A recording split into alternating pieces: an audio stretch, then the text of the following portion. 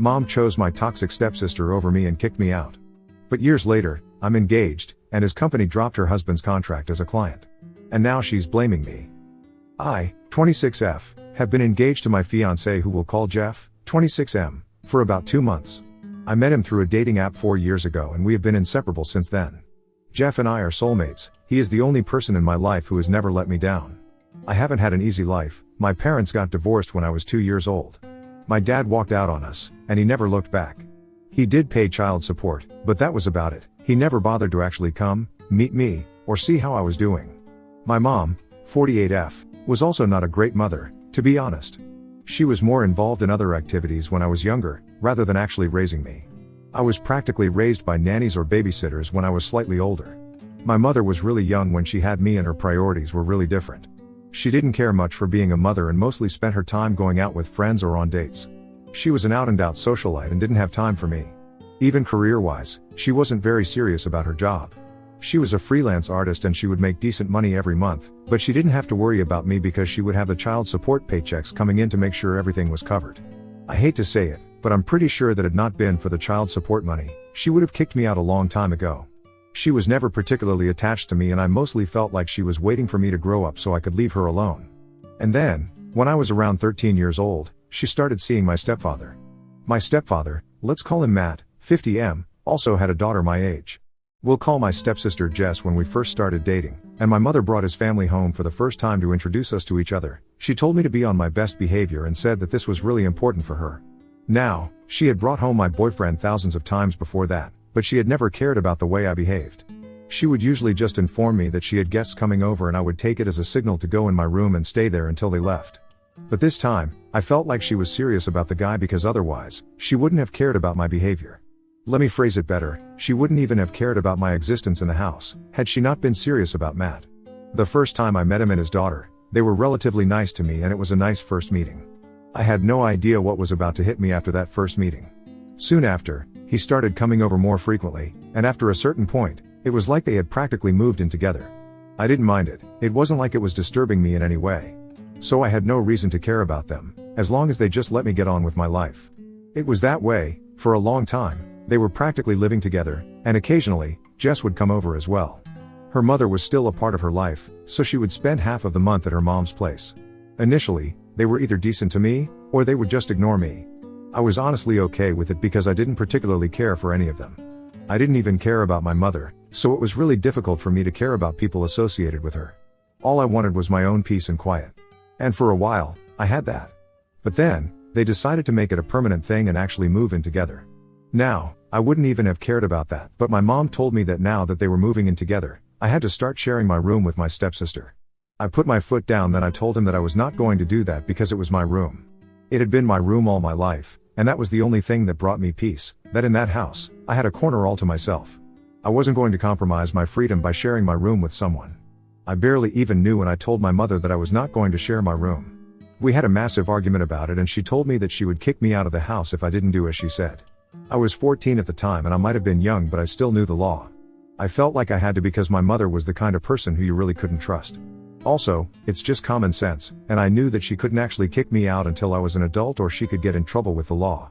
So I told her that I knew that she couldn't do it and she was bluffing. She was frustrated, but she had to let me have my room and instead, decided to turn the basement into the room that Jess would have. It wasn't exactly a bad place to have, it was just not as nice as my room. But my mom made a real effort to beautify it and make it inhabitable. By the time that she was done with it, looked just as nice as any other room in the house. So I didn't even know what the big deal was, but for some reason, that is around the time that Jess started hating me. It might have got something to do with the fact that the day that she moved in with us, my mom gave them the house tour and made it a point to announce to everyone that Jess had to live in the basement because I was not ready to share my room. I didn't understand why she would announce something like that, and to date, I can't think of the reason why she would do it. Maybe she wanted me to feel guilty about it by announcing it in front of Jess, but all it did was make me feel kind of weird and uncomfortable. It made me feel embarrassed for her, but I didn't feel sorry for putting my foot down. Or maybe she just drama and wanted Jess to know that I had refused to share my room with her, which would inevitably lead to problems between us because Jess didn't seem like the kind of girl who would let something like this go. My mom was right about it, Jess didn't let it go, and after that day, she started treating me like the enemy. She would still spend half of the month with her mother, but the days that she would be living with us were nothing short of awful for me. She was a menace to society and she really had it in for me. She would be mean to me constantly and make horrible remarks about me right to my face. Just to give you guys an idea of the kind of things that she would tell me, she once said that the reason my dad had left my mother was probably because of me. And then she laughed about it like it was hilarious. She would make digs at my appearance since I was slightly chubby at the time. She would also make fun of me, for no reason at school. Jess had a whole clique of mean girls at school, and she would never pass up on an opportunity to bully me with her cronies. Earlier, she and her friends would usually just ignore me, and I preferred that. She and I were never friends, but that was far better than being her enemy. The saddest part was that I hadn't even done anything to her, she was just offended that I didn't want to share my room with her. It was like a really silly reason to hate me so much and try to make my life a nightmare. My room was my safe space, and with a mother like mine, I think nobody can blame me for wanting to have some space of my own. Besides, if any of them had ever put in any effort into actually getting to know me, I might have shared my room with her. But she was a stranger to me, and I didn't feel comfortable giving up my freedom for her. I never complained about it to my mother or Matt because they knew about it and it was pointless to say anything to them, they didn't care about it. I could get bullied all my life and they would still a blind eye to it because I wasn't important to them. So I just had to put up with it and let her walk all over me. I would fight back occasionally, but I soon learned that all that it did was escalate the argument and our parents would get involved and I would end up getting grounded because of course, they hated me. She would always just cry a little and get out of trouble, but I couldn't cry on command like her and I certainly wasn't that manipulative. So I would be the one who got reprimanded for my bad behavior and was told that I needed to start treating Jess like my sister, while she got off scot-free and I had to face the music. It was a horrible place to grow up in and I hated my life. So when, around my 18th birthday, I finally got kicked out, I was actually more relieved than anything. I had put up with my family's insanity for years before I got kicked out. And it only got worse with time. Jess continued to be a nightmare to deal with, and our parents continued to support her without ever questioning the validity of whatever she was doing. In the course of 4 years, she had managed to turn our entire year in high school against me and I barely had a couple of friends who would even talk to me. Everybody else hated me because she did, and that was enough of a reason. It had taken a toll on my mental health and I was struggling to keep up in every aspect. I had gained a lot of weight because I was binge eating like crazy and that had drastically altered my appearance for the worse. I was fat, struggling with acne and my hair was also really bad. I was also struggling to keep up my grades. So not only did I look bad, but I also seemed to be dumb to everybody else. I literally had nothing going on for me and I was at an all-time low. Things at home were no better either because I still had to deal with Jess and my parents. My mother had become increasingly insufferable, and would constantly compare me to Jess, in spite of knowing that she was the one who had made my life so much worse than it was before. Things were bad before my mom got married to Matt and they moved in together, but they weren't this bad. Yeah, it was kind of upsetting that my mother didn't care about me before, but after her marriage with Matt, I went from the frying pan into the fire. She went from not caring to actively making me feel bad about myself, and it felt like I was living with mean girls at home as well. It couldn't be more obvious to me that Jess was the daughter that my mother had actually wanted, but instead, life had dealt with the wrong cards and she got stuck with me. I know that both of them wanted nothing more than for me to be gone, and honestly, I wanted the same thing as well. My mother and Jess hated me and Matt didn't care. I had no family to speak of other than my mother since my grandparents were not in touch with us. I had never known my father and so, I didn't know about my other set of grandparents either. I literally had nowhere to go, and I felt weird asking my friends for help. So I just had to tough it out and stay with my mom so that I would at least have a roof over my head and food to eat every day, at least until I turned 18. But then a couple of weeks before my birthday, an incident took place and I was kicked out that very day. So it was a weekend and I still remember it as if it happened yesterday because it was one of the most traumatic and stressful days of my life. Around that time, we had both just graduated and she had started hanging out with a larger group of people. She had a friend whose brother was in his last year of college, and she was dating her brother, so she and her friend would hang out with his friends who all happened to be kind of older than us. I knew all about the kind of things that they would get up to, but I didn't think that it was worth bringing it up with my parents because, with my luck, it would probably just backfire. So I never told anybody about the fact that she had started drinking, and even though I couldn't prove it, I knew that she was smoking weed and stuff. I was never into any of it, because first of all, I never had friends who were cool enough to have access to alcohol and cigarettes, let alone drugs. And secondly, I was already struggling with my weight and grades. I didn't need to add alcohol and drugs to the mix. I had enough on my plate as it is. But that day, I think I must have left my room unlocked before I went for a shower. And the next thing I knew, I heard banging on the bathroom door and my mother was screaming at me, demanding that I come out right now. I had to hurry and put on my clothes, so I could check out what she was going on about. When I came out of the shower, my mother, Matt, and Jess were waiting in my room and all of them had really serious looks on their faces. My mother brought out a bunch of empty beer bottles from under my bed, and even more incriminating than that, there was a huge plastic baggie containing I don't even know how many grams of weed in it. Now, I knew that it didn't belong to me and so did Jess, but my parents didn't know that. I guess, somehow, she had planted it in my room when I was not there and then told my mom about it. And they started freaking out at me and screaming at me about what a horrible person I was. She didn't just scream about me about the alcohol and the drugs but also started going off on me about how I was a total disappointment to them. She complained about me eating all the food. She said that I was a waste, she was sure that I was not even going to become anything worthy in the future, and that I would just continue to live with them and waste their money. I tried to tell her, several times, that none of it belonged to me, and that I didn't even know how it ended up in my room, but she didn't buy it. She lost her Jess when I tried to suggest that maybe Jess had placed it in my room to get me in trouble. She started screaming at me about how I was always jealous of her and I would never be as good as her at anything, which is why I was trying to shift the blame. I was crying like crazy by that point, but even then, she didn't seem to care and continued to yell at me. After some time, she stopped screaming at me and said that I had to go. I didn't know what she was talking about and I asked her where I was going to go. So she told me that she didn't care when I went, but she just wanted me out of the house because she was done dealing with me. When I said that I wasn't going to go anywhere, she told me that she would call the cops on me and since I was almost 18 anyway, they were going to take the drug charges very seriously. She told me that she didn't want an addict living with her and using all her money and resources and that I had to look out for myself now because she was done playing happy family with someone who didn't even deserve it. I kept begging her not to kick me out because even though I wanted to leave, I knew that I had nowhere to go, and I didn't have enough money of my own.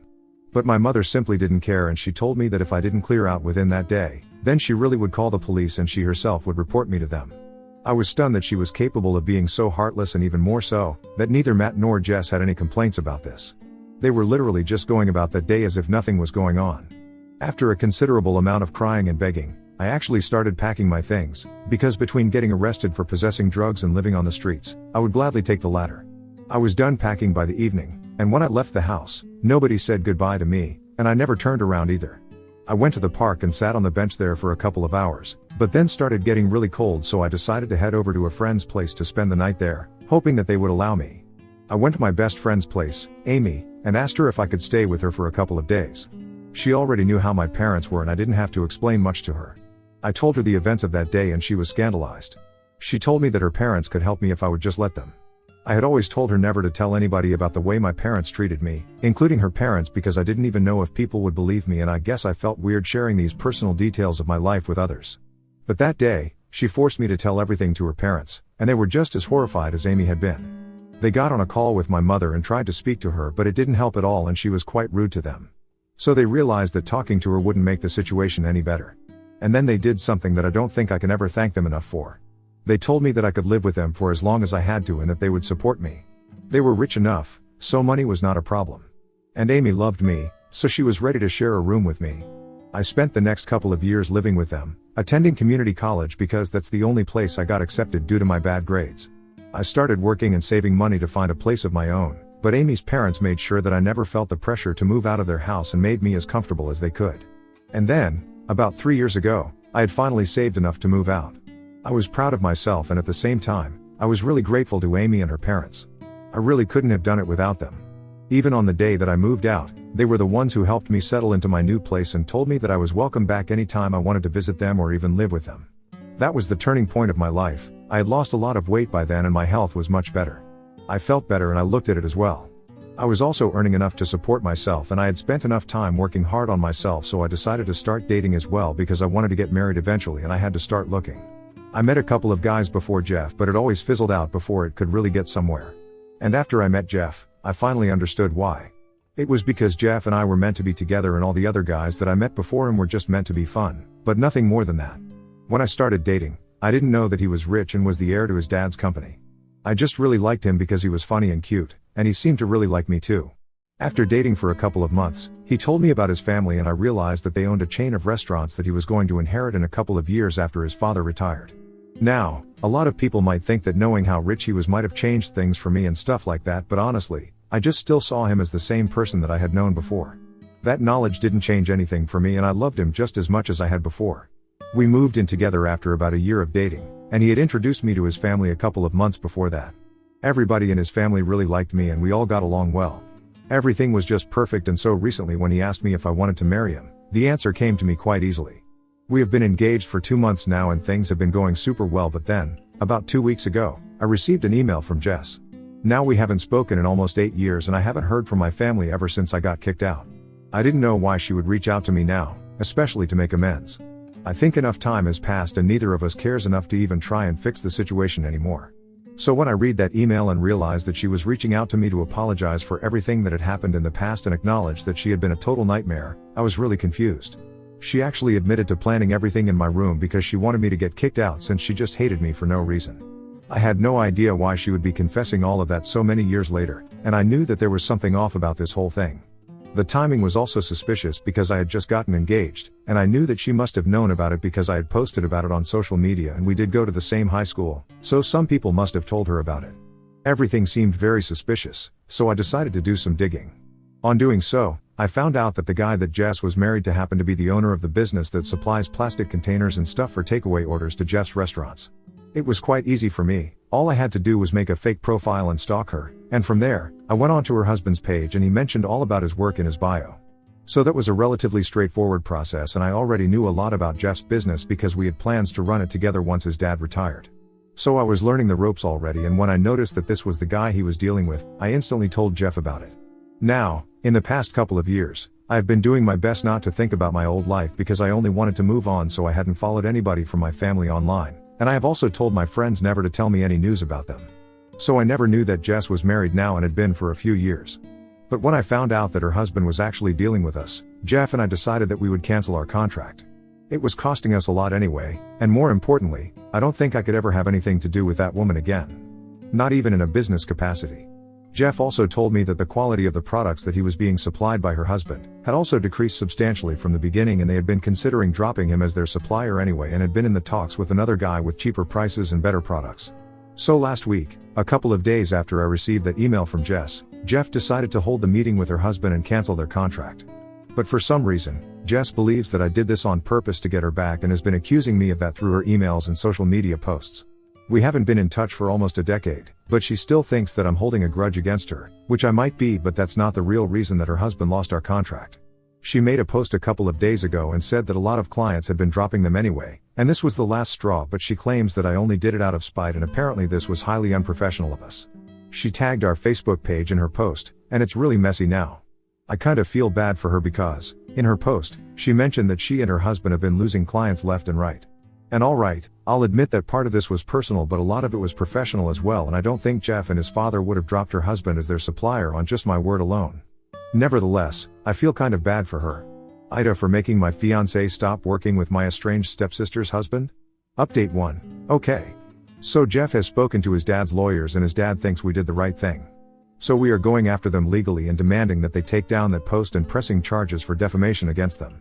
Because the guy was charging us a bomb and delivering products below expectations, so if we were getting a better day somewhere else we were obviously going to go there.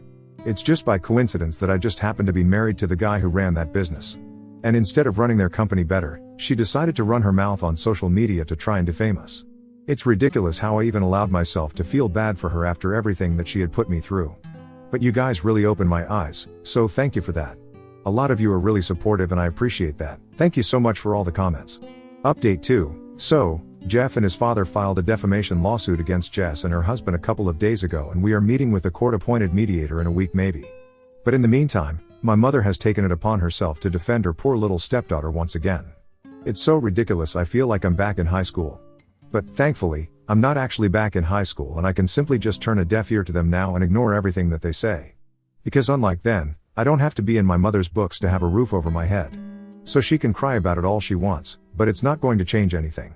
She has been trying to get to me for the last few days, ever since Jess was served, but I have just blocked her and moved on with my life. I don't need that sort of negativity around me. I'm engaged, I'm about to get married to the man of my dreams, and the last thing that I need is her or her crazy stepdaughter back in my life again. Update 3. Hey, so let me just fill you guys in quickly. First, we were able to win the defamation lawsuit. It wasn't even that hard because my father-in-law's lawyers are total sharks and they ended her and her husband. So yeah, maybe they'll focus more on their business now and actually live up to their clients' expectations. They had to pay up for whatever they said and we were able to reach a settlement, so that's over now. And we can finally focus all our energy on planning our wedding. It's really exciting and I can't wait to be married to Jeff. As I said, he is literally my soulmate, and I waited long enough to find someone like him. Now I finally have him, I'm never letting go.